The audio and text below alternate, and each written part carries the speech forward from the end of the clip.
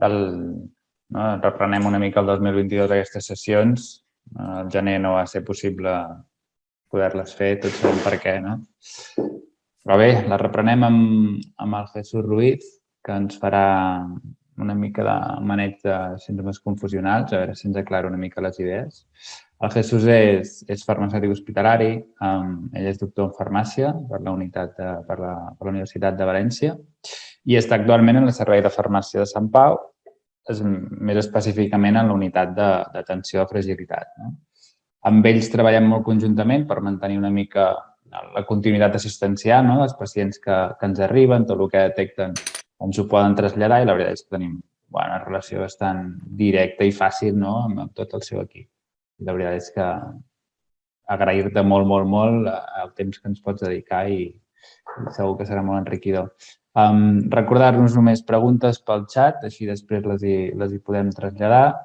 Es gravarà la sessió i després suposo que la podem recuperar a YouTube. Res més, Jesús, tot teu i moltes gràcies. Muchas gracias, Uriol, por la presentación. Voy a compartir pantalla.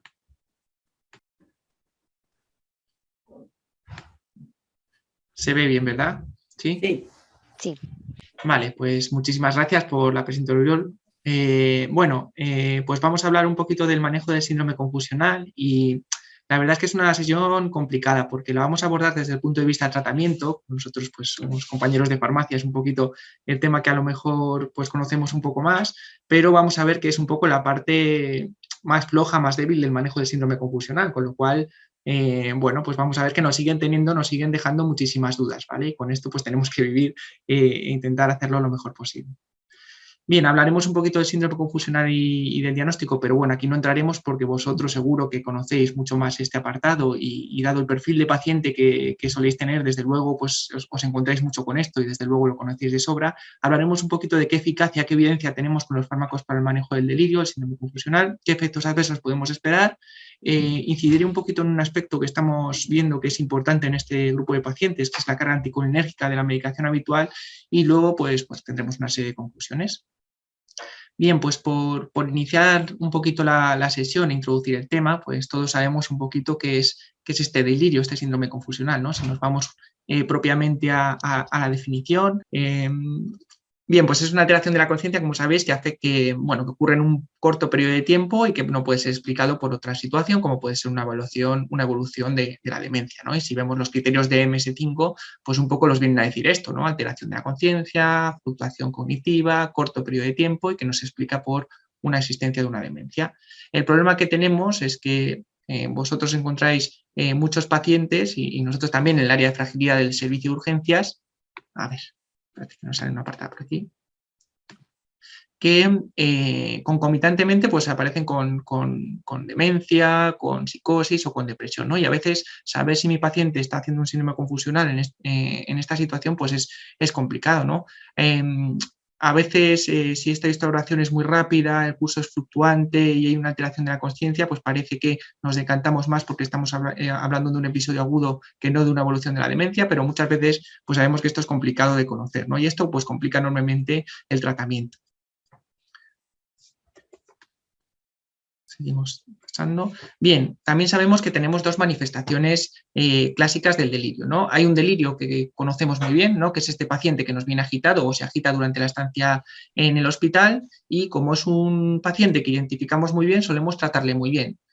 Normalmente estamos hablando del 20-25% de los episodios de delirio, se debe normalmente a una disminución de la actividad GABérgica y aquí los fármacos sí que son eficaces, ¿vale?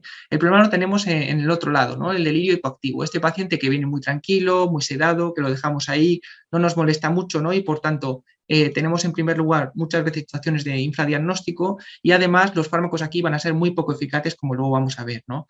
Y lo más habitual es encontrar una situación mixta, este paciente que viene sonoliento, pero luego se agita, pero luego vuelve a estar sonoliento, ya sabéis el perfil al que me refiero, ¿no? Y vamos a ver luego que el tratamiento en estas situaciones pues, es realmente complicado y poco eficaz realmente. Bueno, ¿cómo lo diagnosticamos? Pues todos sabemos que tenemos diferentes escalas que aplicamos a aquel paciente de riesgo o que ya me está haciendo un episodio de agitación, ¿no? Normalmente la escala más utilizada es la escala CAM, todos la conocemos. Nosotros en el servicio de urgencias, en el área de fragilidad, utilizamos la escala BRIC-CAM, que es un poco más simplificada, es verdad que en este paciente con demencia muchas veces nos da problemas de sensibilidad y especificidad, ¿no? Pero bueno, ya nos va apañando por el corto periodo de tiempo que tenemos aquí estos pacientes, y luego tenemos, bueno, otras escalas específicas del paciente crítico, la escala 4AT también nos puede ser de utilidad, pero bueno, esto también lo conocéis vosotros de sobra. El problema que tenemos y que muchas veces no nos damos cuenta es que el impacto que tiene el delirio sobre el paciente a largo plazo pues es muy importante, como muestran pues muchos estudios, ¿no? Es algo que se va repitiendo en la literatura.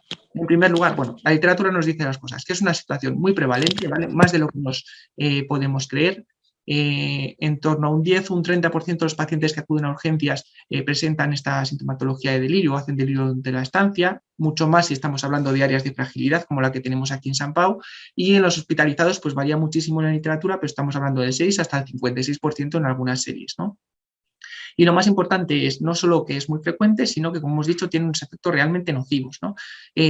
Además de aumentar la estancia hospitalaria y los costes, digamos que, fijaos que no solo tiene efecto a corto plazo, sino que se ha visto que un paciente que me hace delirio durante el hospital es un paciente que tiene mayor probabilidad de recuperarse peor hasta 6 y 12 meses y un aumento de mortalidad, ¿no? Pongo aquí una cita donde se ve claramente que estos pacientes que hacían delirio, pues fijaos que incrementaron su mortalidad a lo largo del tiempo hasta prácticamente por 2 veces, ¿no? Con lo cual, bueno, pues es importante minimizar su aparición siempre que sea posible, porque no pensamos que tiene tanto impacto como el que realmente tiene a largo plazo, ¿vale? También conocemos que hay una serie de factores que predisponen a mi paciente a tener estos síndromes confusionales, ¿no? Normalmente los vemos venir, ¿no? Este paciente que tiene deterioro cognitivo, que tiene mucha edad, que es un paciente que ya tiene alguna patología psiquiátrica o demencia, que tiene mucha patología crónica, y sobre todo también la polifarmacia es un factor que vamos a tener que tiene un impacto muy importante, ¿vale? Con lo cual, pues este paciente ya deberíamos vigilarle y establecer medidas para prevenir que haga un episodio confusional, ¿vale? A estos factores predisponentes, pues si se une algún factor desencadenante, pues ya tenemos el cóctel montado y es cuando mi paciente empieza a hacer sintomatología. Por las series publicadas que tenemos, aquí hice unos artículos, normalmente la infección, fundamentalmente la infección urinaria, infección respiratoria y cualquier alteración neurológica, aquí metemos fármacos que afectan al sistema nervioso central, pues son los principales desencadenantes de este episodio de delirio en un paciente que ya pues tiene unos factores de riesgo claros, ¿vale?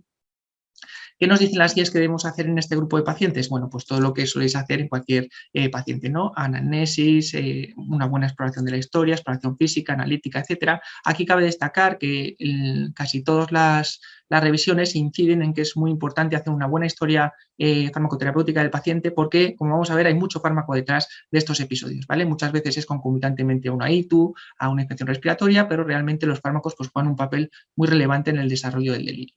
De hecho, si vemos un poquito los algoritmos de manejo y despistaje del delirio, pues vamos a ver que los fármacos pues, tienen su papel, ¿no?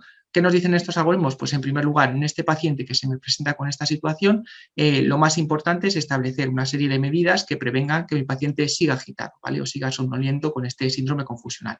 Esto es lo más importante, ¿no? Establecer medidas adecuadas pues, de acompañar al familiar, de si mi paciente tiene audífonos, pues de colocarle los audífonos y dejarle con ellos, ¿no? Que esté acompañado, que tenga luz, que no tenga mucho ruido, pues estas medidas realmente son las que han demostrado ser más eficaces para prevenir y acortar estos periodos de delirio. Ya cuando mi paciente falla estas medidas, y lo vemos en ciertas situaciones, y supone un riesgo tanto para el personal sanitario como para sí mismo, es cuando introducimos el tratamiento farmacológico. Como veis, pues se introduce ya en una situación digamos que es un segundo escalón, ¿no? Con lo cual, pues bueno, pues lo parte menos importante, aunque es la que vamos a hablar hoy.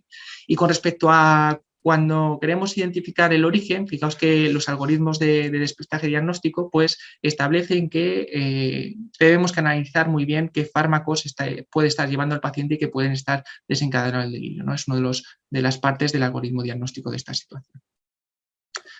Bien, ¿por qué nos centramos tanto en los fármacos? En primer lugar, pues nosotros somos farmacéuticos y nos gusta mucho, ¿no? Así que tenemos un poquito de sesgo, pero sí que es verdad que la literatura nos dice que entre el 22 y el 40% de los casos de delirio están causados por fármacos, ¿vale? Hay fármacos detrás. Con lo cual, pues es una parte importante, ¿no? ¿Cuáles son los principales grupos implicados? Bueno, más o menos los podemos suponer. Las benzodiazepinas, ¿vale? Especialmente las de larga duración, los opioides, los corticoides. Ahora mismo sí que estamos viendo en urgencias casos de pacientes con infección respiratoria que inician los corticoides, ¿no? Se van a casa y vuelven con una situación de agitación. O los fármacos anticolinérgicos, ¿vale? Todo fármaco que tenga un efecto anticolinérgico, pues tienen riesgo de desarrollar un efecto de delirio confusional en nuestro paciente, ¿no? Aquí tenemos muchos fármacos antihistamínicos, incontinencia urinaria, antipsicóticos, antidepresivos. Todos estos fármacos pues, contribuyen a incrementar la carga anticolinérgica y aumentar el riesgo de delirio en mi paciente, ¿vale? Con lo cual, pues tengo que saber lo que toma mi paciente para poder establecer una serie de medidas correctoras de esta medicación habitual.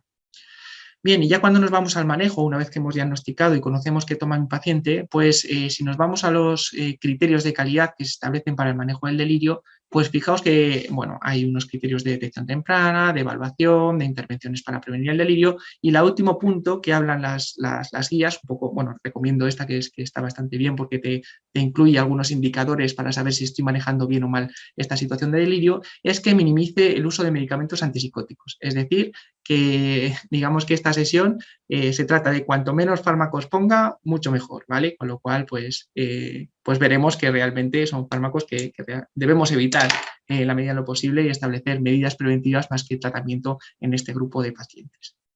Bien, pero sabemos que hay veces que no tenemos más remedio que poner medicamentos, ¿no? Este paciente que le hemos hecho todo, lo tenemos tranquilo, lo tenemos con el familiar y sin embargo, pues eso sigue muy agresivo o muy sonoliento, pues tenemos que introducir una terapia, ¿vale? Y aquí es donde entra un poco la parte farmacológica, que es la que más nos vamos a centrar. Realmente el primer mensaje que hay que dar y que vamos a repetir a lo largo de la sesión es que los fármacos para el manejo del delirio son fármacos poco eficaces, ¿vale? Nos controlan un poco la sintomatología positiva, pero la sintomatología negativa realmente son malos fármacos. ¿Y esto por qué es así? Bueno, porque hemos visto que el síndrome confusional o delirio están involucrados múltiples mecanismos, ¿vale? Hemos hablado de muchos factores predisponentes, situaciones de isquemia, situaciones de deterioro cognitivo, situaciones de inflamación, no sé, situaciones de polifarmacia, y pensar que un solo medicamento que actúe sobre un receptor es capaz de controlar todo esto, pues resulta un poquito inverosímil, ¿no? Y de hecho, bueno, se demuestra que claramente no son fármacos eficaces. Es verdad que hay una serie de grupos de neurotransmisores que parecen que tienen un impacto más relevante en esta situación, ¿no? Que normalmente son la dopamina, la acetilcolina y la serotonina en menor medida, ¿no? Pero bueno, realmente como vemos hay mucho mediador implicado y por tanto es difícil abarcar o controlar toda esta situación con un solo medicamento, ¿vale? Con lo cual el mensaje es tratamiento farmacológico poco eficaz realmente, ¿vale? Ahora lo vamos a ver con los estudios que hay publicados. Únicamente debemos introducirlo si hay riesgo de daño para el paciente o para el personal sanitario o familiar, y como vamos a ver, no hay grandes diferencias en la respuesta al tratamiento en los diferentes fármacos que utilizamos, y lo que tenemos que utilizar para saber qué fármaco poner es más el perfil de efectos adversos que puedo esperar en mi paciente, ¿vale? Como sabéis, pues tenemos dos grandes grupos de fármacos que utilizamos en este grupo de pacientes, que son los antipsicóticos y las benzodiazepinas, y luego pues otra serie de medicamentos con menos nivel de evidencia. Bien, los antipsicóticos, como sabéis, tenemos dos grandes grupos, de primera generación y de segunda generación atípicos. Los de primera generación son fármacos que bloquean el receptor D2 y, por tanto, tienen mayor riesgo de efecto extrapiramidal, y es un poco el principal efecto adverso que cabe destacar. Aquí conocemos de sobra los de alta potencia, que es el haloperidol, el de más utilidad, y el de baja potencia, la clorpromazina. Luego tenemos los antipsicóticos de segunda generación, que la ventaja que tienen es que no bloquean tanto este receptor de 2 y por tanto tienen menos riesgo de efecto extrapiramidal, aunque esto no desaparece, y tienen cierto efecto sobre a nivel serotoninérgico, ¿no? Y aquí, pues los más utilizados, los que tenemos más estudios con el delirio son la quetiapina, la epiprazol, la olanzapina y la risperidona. Luego entramos en el grupo de otros, donde los estudios realmente son poco consistentes, con pocos pacientes, y aún no tenemos suficiente evidencia para poder recomendar uno u otro, ¿no? Aquí incluimos las benzodiazepinas, los inhibidores de colinesterasa, melatonina y sus derivados, y la desmedetomidina, sobre todo en el paciente más crítico, ¿no? Nosotros fuera de la UCI la verdad es que no vemos utilizar este medicamento. Bien, como hemos dicho, se han probado varios. Todos estos grupos terapéuticos se han probado en el manejo del delirio. Aquí en este metaanálisis, fijaos que el tamaño de los círculos representa el tamaño muestral que utilizamos en los estudios, y fijaos que haloperidol es el fármaco que más comparaciones tiene con las otras alternativas, ¿no? Seguido de placebo, ¿no? Es la segunda situación utilizada y bueno, pues hemos utilizado varias alternativas, ¿no? Más o menos las hemos enumerado anteriormente. Ya hemos entregado todo, hacemos una copia y se la bajo a la... Perdón. Y lo que nos dicen los estudios es que, bueno, si nosotros vemos un poco los ratios en comparación con placebo, pues muchas veces no conseguimos encontrar superioridad, ¿no? En el manejo del delirio. Hay alguna combinación que parece que es superior a placebo en alguna situación, pero con muy pequeño tamaño muestral. Es decir, en general, estos tratamientos no van a ser mejores que placebo. Y es que la evidencia que tenemos tanto desde hace tiempo como los estudios más recientes, de que estos fármacos son eficaces para el manejo del delirio, pues es muy escasa, ¿no? Fijaos, esto es un estudio, por ejemplo, que se cita mucho para demostrar que el haloperidol es mejor que las benzodiazepinas en el manejo del delirio, ¿no? Esto parece que es así, pero fijaos el tamaño de muestra que utilizan este tipo de estudios, ¿no? Estamos hablando de 32 pacientes donde sí que se demuestra que el haloperidol y clorpromazina es mejor en el control de la sintomatología del delirio, pero el tamaño de muestra pues es realmente, como os he dicho, bastante poco para tener conclusiones relevantes. De hecho, cuando yo agrupo los estudios, como muestran en este metaanálisis, ¿no? Donde se incluyen 727 pacientes, ya estamos hablando de una muestra mayor, y lo comparo comparo entre diferentes alternativas, vamos a ver que no tengo un tratamiento que sea mejor que otro. Fijaos que en este metaanálisis no se demuestra que el manejo con antipsicóticos sea mejor a otras terapias, y en estas otras terapias incluimos también el placebo, para el manejo de la sintomatología del delirio, ¿no? Con lo cual, pues poco podemos decir. Y de hecho, estudios que han salido un poquito después de este metaanálisis, como este, donde fijaos que compara risperidona, haloperidol y placebo en 249 pacientes, ya es una muestra un poquito mejor. Fijaos que si nos vamos a la escala del delirio a lo largo de los días, pues el tratamiento que mejor responde en los pacientes es placebo, mejor que risperidona y haloperidol. Bueno, pues deja de ser, es algo llamativo. Y el único, además tenemos el inconveniente que con la rama de tratamiento pues encontramos estos efectos extrapiramidales que no nos gustan para nada en nuestros pacientes, ¿vale? Y a la hora de comparar fármacos antipsicóticos típicos versus los atípicos, pues nos encontramos la misma situación. No tenemos grandes diferencias. Los metaanálisis nos vuelven a decir que no hay mucha diferencia en utilizar un antipsicótico típico con atípico, así que lo que nos tenemos que fijar más es en el perfil de efectos adversos, ¿vale? Esto es otro estudio similar donde se intenta comparar risperidona versus haloperidol en el manejo del delirio, en un ensayo clínico, otra vez con poco tamaño muestral, que es lo habitual en este tipo de estudios, y vemos que no hay diferencias significativas entre ambos grupos de tratamiento, ¿vale? Con lo cual, el mensaje primero que hay que dar es que son fármacos pocos eficaces y que no tenemos muchas diferencias en cuanto a qué fármaco utilizar para controlar la sintomatología de mi paciente, ¿vale?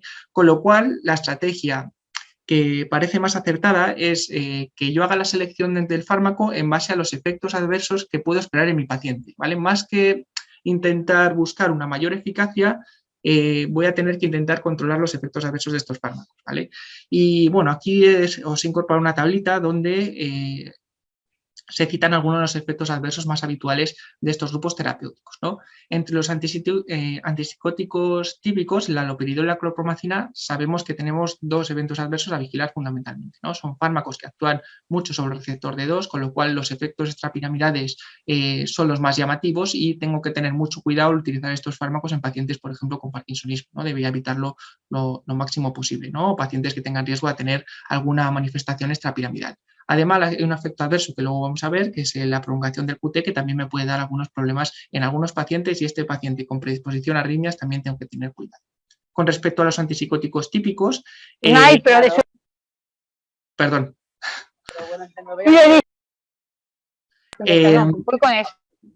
Digamos que risperidona y aripiprazol parece que son los fármacos que tienen un mejor perfil en el paciente frágil, en el paciente mayor. Son fármacos que aportan un poco menos de carga anticolinérgica en el tratamiento habitual del paciente, y además parece que tienen menos riesgo de efecto extrapiramidal, con lo cual estos dos fármacos quizás son los más recomendados por el momento, que repito, con muy poca evidencia en este paciente más mayor.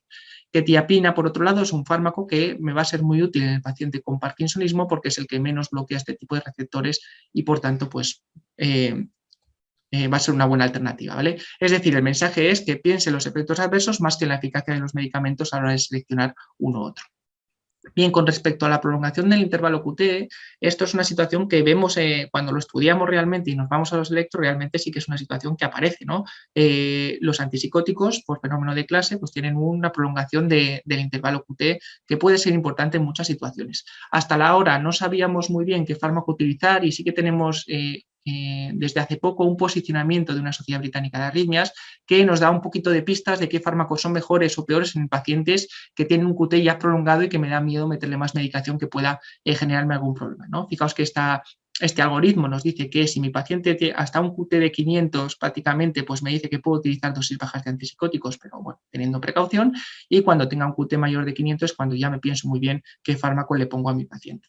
Fijaos que entre los fármacos, entre los antipsicóticos que me dice que tiene un efecto mayor o un efecto más negativo sobre esta prolongación del intervalo QT, pues encuentro los que ya me sabía, clorpromacina y haloperidol, y aquí se mete también quetiapina, ¿vale? Con lo cual, mucho cuidado cuando yo introduzco quetiapina en este paciente que tiene predisposición a arritmias porque me puede dar algún problema. Es verdad que la quetiapina tiene un rango de dosis muy amplio y la utilización en bajas dosis parece que tiene poco impacto, pero ojo cuando utilizamos este tipo de fármacos, además de los antipsicóticos más típicos como haloperidol y clorpromacina.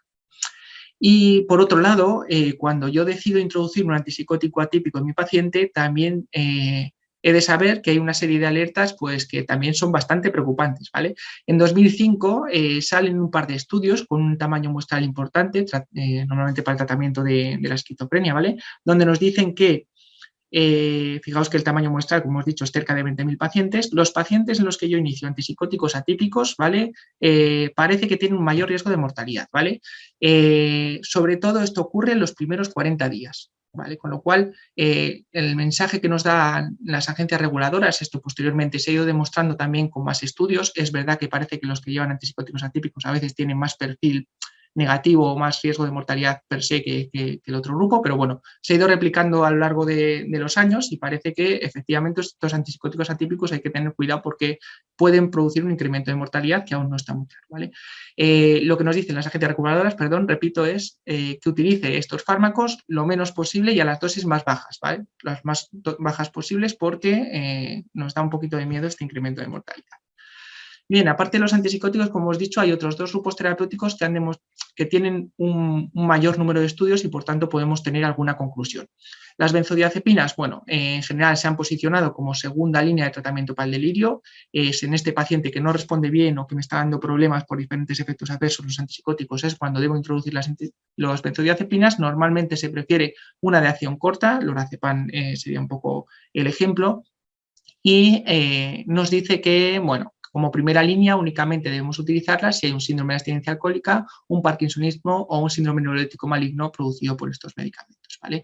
Es verdad que cuando yo meto una benzodiazepina a un paciente con un síndrome confusional me puede dar una reacción paradójica de hiperexcitabilidad porque ya hemos visto que las benzodiazepinas son también fármacos que promueven la aparición de estos síndromes, ¿no? Con lo cual, cuidado cuando introduzco estos fármacos porque me pueden dar algún susto en los pacientes. Y los anticolinestérasicos, fundamentalmente ribastimina, pues también tenemos un poquito más de información que otros grupos. Empezaron muy bien, la verdad es que hay un estudio de 2008 donde se hizo un análisis en 17 pacientes tras un episodio de ictus que presentaban síndrome confusional. Se utilizó ribastimina en dosis crecientes y fijamos que estos de 17 pacientes, 16 mejoraban su sintomatología, con lo cual es un fármaco que empezó a tener pues, una importancia y se empezó a hablar bastante sobre su eficacia en el delirio. Lo que pasa es que luego nos han salido estudios posteriores que nos dicen que esto no es tan bonito y maravilloso como nos decían los estudios iniciales, ¿vale?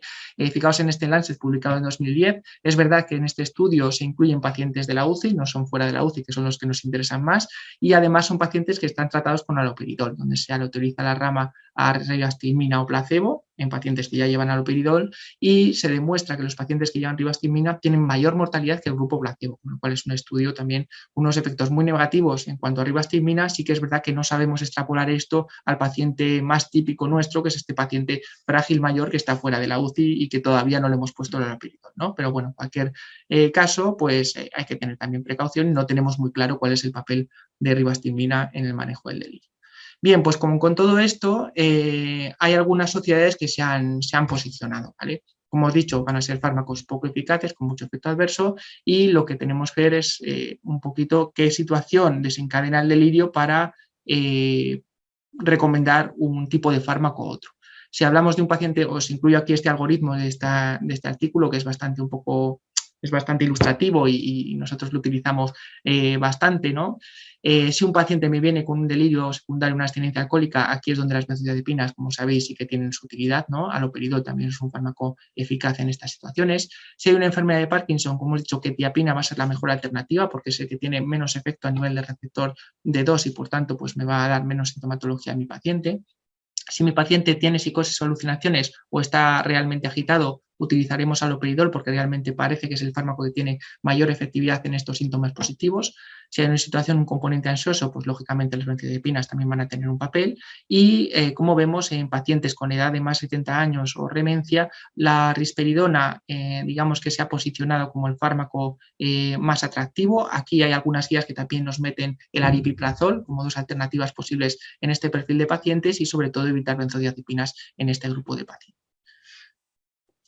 Bien, hasta aquí un poquito el tratamiento y ahora me quería centrar en qué más lleva mi paciente, ¿vale? En cuanto a fármacos que le puede estar produciendo o le puede estar condicionando esta situación de delirio, ¿vale? Normalmente mi paciente viene agitado o lo que encontramos nosotros más en urgencias es este paciente que viene con un confusional, le pongo un fármaco y le tengo que dar de alta con este tratamiento, ¿vale? Y muchas veces nos olvidamos de que el paciente lleva mucha más medicación, ¿vale? Y que estamos sumando fármacos con efectos negativos a mi paciente en vez de retirarle, que es muchas veces lo que mejor le vendría, ¿no? De hecho, nosotros en urgencias pues tenemos un observatorio de efectos adversos producidos por medicamentos como motivo de asistencia al hospital y bueno, vamos registrando diariamente los pacientes que vienen por ello y fijaos que los fármacos antipsicóticos, opioides, antidepresivos, pues son fármacos que habitualmente encontramos pues estamos encontrando entre 50, 60 o 100, entre 50 y 100 pacientes al año que me vienen como efectos adversos secundarios de esta medicación antipsicótica, ¿no? Y además estamos viendo que este paciente que me viene a urgencias con un efecto adverso producido por un fármaco del grupo N es un paciente muy reconsultado, ¿vale? Porque normalmente no nos va a dar tiempo a ajustarle el tratamiento del servicio de urgencias, a veces lo mandamos fuera y no tenemos buena comunicación y allí tampoco le consiguen ajustar el tratamiento y fijaos que uno de cada 4, uno de cada 5 pacientes que viene con este perfil es un paciente que va a reconsultar a los 30 días, ¿no? ¿Cómo es este perfil de paciente que viene con somnolencia inducida por fármacos? Bueno, pues normalmente es un tipo de paciente al cual ya lleva varios fármacos depresores del sistema nervioso central, estamos hablando de una mediana de 3 con un rango de 1 a 6, al que hace un síndrome confusional, le introduzco otro fármaco y vuelve a venir a urgencias como consecuencia de una somnolencia atribuida a este exceso de medicación, ¿no? Como vemos, normalmente pues, son pacientes que llevan antidepresivos, benzodiazepinas, antipsicóticos, es decir, una carga importante de medicación. Y es que hay que tener en cuenta que siempre que introduzco un fármaco de este perfil en mi paciente, pues estoy contribuyendo a aumentar la carga anticolinérgica de su medicación habitual, ¿vale? El efecto anticolinérgico en el paciente frágil, la verdad es que es muy llamativo y muy negativo. Normalmente las manifestaciones más importantes son esta situación de estreñimiento y este síndrome confusional o delirio, ¿vale? Son dos situaciones que más conducen a mi paciente a venir a urgencias y hay muchos fármacos implicados. Bien, el sumar carga anticolinérgica en la medicación a mi paciente, es decir, añadirle fármacos antipsicóticos, antidepresivos y todo este tipo a mi paciente, pues tiene unos efectos realmente negativos, como hemos visto, ¿no? Tenemos algunas revisiones publicadas, como esta que muy recomendable, nos dice que todos estos fármacos que contribuyen a aumentar esta carga aumentan el desarrollo de deterioro cognitivo y demencia, progresan la enfermedad degenerativa, parece que incluso pueden predisponer a iniciar episodios de delirio de esquizofrenia y además aumentan las consultas de urgencias y hospitalizaciones, ¿vale? Con lo cual, siempre que decida poner un fármaco de este tipo a mi paciente y le dé de alta y no le vaya a poder seguir más, he de reevaluar muy bien el riesgo o beneficio, minimizar las dosis y intentar considerar retirar en la medida de lo posible lo antes posible. Bien, nosotros hemos visto este efecto en nuestros pacientes y estos pacientes que les damos de alta con algún antipsicótico a su casa, pues estamos viendo que son pacientes, como hemos dicho, muy reconsultadores y en aquel paciente que tiene una alta carga anticolinérgica en su medicación habitual, es decir, que yo tengo una medicación de base y le añado otro medicamento que contribuye a aumentar mucho su carga anticolinérgica, pues son pacientes que van a reconsultar más que aquellos pacientes que únicamente tienen antipsicótico y no tienen más medicamentos que le contribuyen a aumentar la carga anticolinérgica, ¿vale? Esto lo hemos visto para pacientes con estreñimiento y pacientes con somnolencia. Como vemos, este paciente con alta carga es el paciente que me reconsulta a los 30 días. A día de hoy tenemos diferentes calculadoras para objetivar si mi paciente tiene mucha o poca medicación que contribuye a aumentar esta carga anticolinérgica. Recomendamos siempre utilizar esta, que es una calculadora gratuita de un grupo de Andalucía y que realmente pues, nos da pistas ya si a la hora de poner un nuevo medicamento mi paciente pues, va a tener mucha carga anticolinérgica o poca y por tanto tener un riesgo de desarrollar estos episodios confusionales o de estreñimiento, ¿vale? A la hora de prescribir, bueno, cuando yo decido introducir un fármaco de este tipo en mi paciente, siempre tengo que pensar que tengo que minimizar el resto de medicamentos que lleva y que le están contribuyendo a aumentar esta carga anticolinérgica, ¿vale? Las recomendaciones, bueno, en general siempre nos dicen que cuando decidamos reducir el tratamiento, alguno de estos tratamientos lo hagamos de forma escalonada, es decir, reduzcamos inicialmente un 10, un 25% de la dosis y veamos cómo va el paciente en las próximas semanas para continuar la reducción. Bueno, esto es muy importante, por supuesto, hablar con los familiares, con los cuidadores, porque son los que nos van a decir si con esta pequeña reducción mi paciente está yendo bien o por el contrario lo tengo muy agitado y por tanto pues tengo que utilizar otra alternativa para reducir su medicación habitual. Bien, y decir que esta reducción de esta carga de medicación de mi paciente parece que está teniendo algunos resultados positivos en diferentes estudios que evalúan el deterioro cognitivo de los mismos. Y bueno, hasta aquí era un poquito lo que os quería contar. Realmente el mensaje principal es que tenemos mucho paciente con delirio y que el delirio incrementa la prevalencia y la mortalidad de mis pacientes, ¿vale? Con lo cual establecer medidas preventivas es la medida más eficaz y que mejor resultados va a tener. El tratamiento farmacológico únicamente lo debemos poner en aquel paciente que yo le establezco todas estas medidas preventivas y me responde mal, me sigue muy agitado, tiene riesgo de lesionarse, pues aquí es donde únicamente debo introducir el tratamiento farmacológico. Cuando decido poner un antipsicótico de primera generación, ojo con los síndromes extrapiramidales porque me pueden dar mucha sintomatología y mucha precaución en el paciente con parkinsonismo y, bueno, y que tengamos aquí, perdón porque esto yo creo que es un error, y que tengamos en cuenta cuando yo pongo un antipsicótico a mi paciente que tiene más medicación, ¿vale? Y por tanto voy a tener que jugar con retirar otros medicamentos que tiene mi paciente a la hora de introducir un nuevo antipsicótico porque si no puedo estar generando otro efecto adverso secundario que lo vea a lo largo de los próximos días, ¿vale? Por tanto, revisar esta carga anticolinérgica y la complejidad del tratamiento pues es importante en este perfil de pacientes. Bueno, y hasta aquí es un poco lo que os quería contar. Es una sesión un poquito corta, pero como veis, el manejo de estos pacientes es complicado y no tenemos mucha evidencia de que los antipsicóticos pues, resulten realmente eficaces, con lo cual digamos que es la parte peor del manejo del síndrome confusional, es precisamente esta. Y ya estaría. Molt bé, Jesús. Molt bé, Jesús. Pues moltes gràcies. Gràcies, Oriol.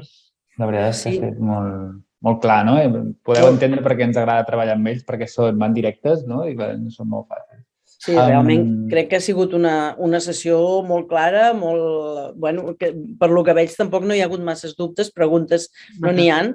Jo simplement fer un parell de reflexions, no? Que l'impacte del deliri en la mortalitat també hem de pensar que es fa difícil dir la causa-efecte a vegades amb aquests malalts, no? Perquè són malalts molt fràgils, amb molta comorbilitat, amb molts més doncs, problemes i que a vegades això doncs, es fa difícil.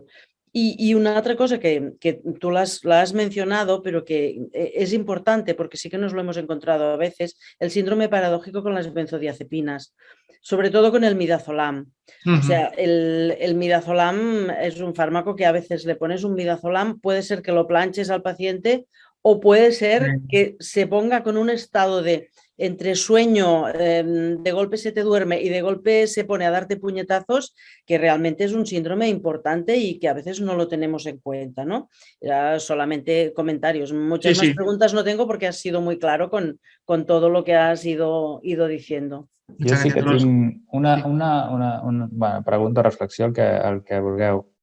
Clar, és a dir, hem parlat de pautar, no, tota aquesta sèrie de medicaments que ens poden anar més o menys bé, no?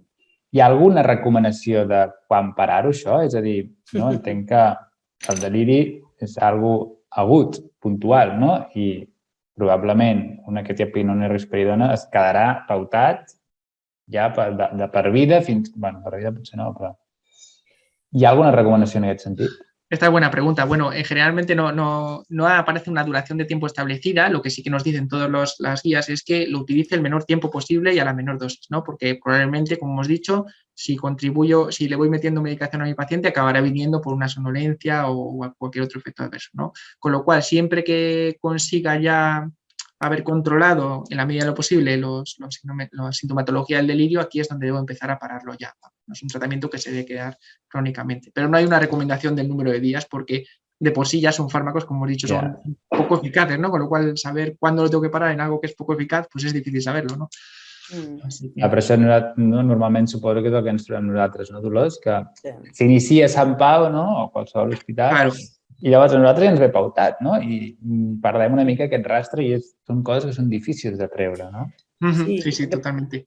El que passa és que normalment són aquests fàrmacs que dius, a veure, una cosa és quan es pauten per al moment agut i el malalt que el pren de manera crònica. És a dir, són aquests fàrmacs que siguin per al moment del deliri agut s'han d'anar baixant i aquell malalt que porta un any amb el medicament perquè de manera crònica l'anava prenent per altres trastorns conductuals, aquest és el que s'ha de deixar i això és el que nosaltres tenim que discriminar i treure quan ha vingut per al moment agut del deliri, no? De l'hiperactiu, sobretot, vull dir, perquè l'hipoactiu també és una altra història, eh? Sí, muy complicada. Sí. Bueno, muy bien. Pues muchísimas gracias. Encantados. No han enviat cap Muchas pregunta. Gracias. No n'he vist cap, jo tampoc. Muchas gracias por todo i a la resta de la gent només dius que el mes que ve intentarem, si la cosa no canvia, de fer una sessió d'oxigen que els de respiratori em van confirmar de fer-la per al mes que ve. No tenim la data, però bueno, que en principi anem caminant de mica en mica. Muy bien. Jesús, moltes gràcies. Un placer. Gracias a vosotros. Adeu. Vale, Bon dia a tothom. adéu-siau. Adéu. Adéu. Gràcies.